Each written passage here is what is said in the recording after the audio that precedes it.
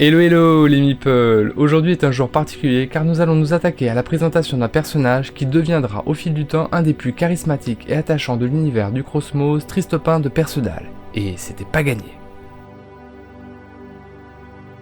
De sa naissance en 965 jusqu'à sa jeune enfance, on ne sait que très peu de choses. L'histoire connue de cet être au destin exceptionnel débute en 971, lorsqu'âgé de 6 ans, il fit la rencontre de celui qui deviendra plus tard, bien plus qu'un maître, une figure paternelle.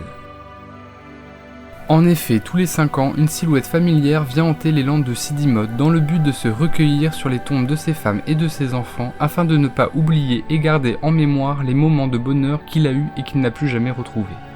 C'est à cette occasion qu'un jeune Yop se présenta à Gultar, souhaitant devenir aussi fort que lui lorsqu'il serait grand. Gultar lui fit ainsi la promesse suivante.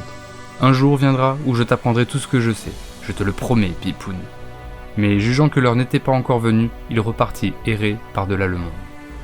S'attachant à cette promesse, le jeune Tristopin revint chaque année au pied du monument à la date anniversaire de sa rencontre avec celui qui, il l'espérait, tiendrait un jour parole. En 976, après 5 années consécutives à se rendre au pied de la statue de Gultar, âgé dorénavant de 11 ans, il découvrait un sifflet et un étrange message. « Quand tu auras besoin de moi, tu n'auras qu'à siffler. » Et tandis que Tristopin se mit à siffler, son idole apparut, lui tendant la main tout en prononçant ces quelques mots. « On dirait que le jour est venu, Pipoun. » Et c'est ainsi que l'entraînement du jeune Tristopin de Perceval commença. En plus de l'apprentissage de toutes les valeurs et les coutumes Yop, Gultar se chargea de son entraînement au combat au Kanojedo. Aussi, Gultar recruta un mercenaire afin qu'il puisse régulièrement emmener Pipoun affronter différentes créatures d'Astrub et ainsi compléter sa formation. Autour des années 978-979, pour des raisons qui semblent encore assez floues, Gultar, jugeant probablement que l'apprentissage de son disciple arrivait à son terme, décida qu'il était temps pour Pimpin de mener une vie de Yop bien virile. Il lui confia ainsi la garde de Rubilax et se fit passer pour mort. Oh, tu sais, la mort, c'est très surfait. Durant une période s'étalant sur environ 2 ans, Tristopin mena sa vie de chevalier gardien de l'ordre des chouchous, lors de laquelle il lui arriva de nombreuses mésaventures. Comme lorsqu'il voulut aider des villageois qui étaient attaqués par des roublards, cependant, étrangement, après les avoir délivrés, il ne reçut que pierres et insultes. Ou bien lorsqu'il voulut aider une jeune demoiselle en détresse, mais il s'est avéré qu'il s'agissait en fait d'un Borg déguisé.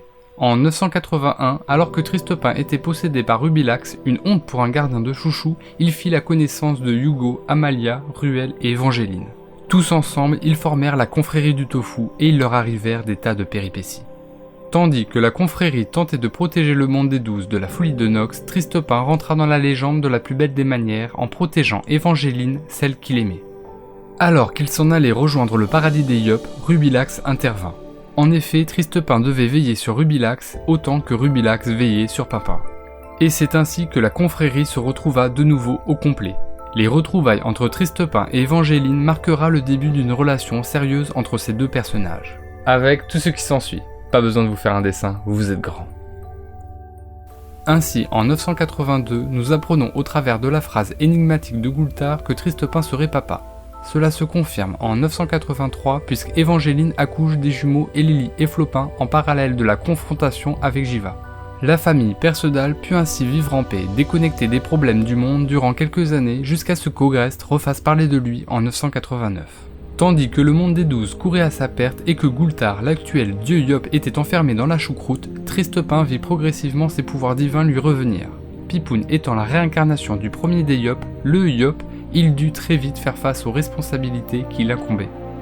Il mit ainsi le royaume Sadida hors de danger de l'inondation provoquée par le chagrin d'Ogrest et s'en alla se confronter à la source de tous ses ennuis, celui qui engendra le chaos qui porte son nom, celui qui, par amour, a accompli la quête ultime, réunir les Sidophus, lui octroyant au passage un pouvoir faisant de lui l'égal d'un dieu. Malgré ses pouvoirs divins et l'aide apportée par Hugo, boosté par les Sidophus héliotropes, ils ne purent vaincreOgrest à eux seuls. C'est l'intervention d'Otomae qui permit de libérerOgrest, son fils, de la folie que provoquait la possession de ces 6 artefacts. Suite à cela, se rendant compte que le rôle de dieu implique trop de responsabilités, souhaitant pouvoir profiter de la vie simple d'un Yop père de famille, il confia de nouveau ses pouvoirs à Gultar. Cependant, la fratrie des oubliés, un groupe de demi-dieux agissant dans l'ombre depuis des siècles, sous les ordres d'Oropo, le dernier des héliotropes, souhaite renverser l'ordre divin établi. Tristopin se rend ainsi vite compte que déléguer ses responsabilités n'a pas permis de résoudre les problèmes du monde et prend encore un peu plus conscience du rôle qu'il doit y jouer malgré lui. Les dieux, dont il fait dorénavant partie, ont malheureusement laissé bon nombre d'Édousiens seuls face aux catastrophes ravageant le monde, provoquant rancœur et amertume, notamment chez leurs enfants. La famille Perceval est ainsi la cible de la fratrie des oubliés qui souhaitent récupérer Elélie et Flopin ainsi que le nouveau-né à naître étant tous des demi-dieux. C'est ainsi qu'au cours de sa détention dans la Tour des Rêves qu'Évangéline mettra au monde Pain avec l'aide d'Écho et le soutien de Flopin. Tristepin devra quant à lui affronter l'avatar de son maître et fils, Goulthar.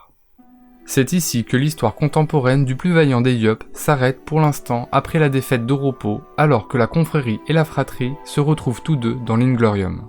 Nous avons pu ainsi retracer la vie et le destin exceptionnel du personnage ayant le plus évolué durant la série Wakfu, passant d'un statut de Yup pas très viril à celui de dompteur de chouchou, héros du monde des 12, père de famille pour enfin redevenir le dieu Yup et assumer ses responsabilités jusqu'à ce qu'il puisse reposer en famille sans qu'on vienne me casser les pieds.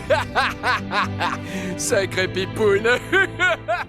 Si vous avez passé un agréable moment et que vous souhaitez m'encourager à poursuivre cette série, il est chaudement recommandé de vous abonner, liker et partager cette vidéo où je demanderai au dieu Yup de vous coller une petite fessée. Je vous dis à très bientôt les meeples pour une prochaine histoire des contes et légendes du Cosmos.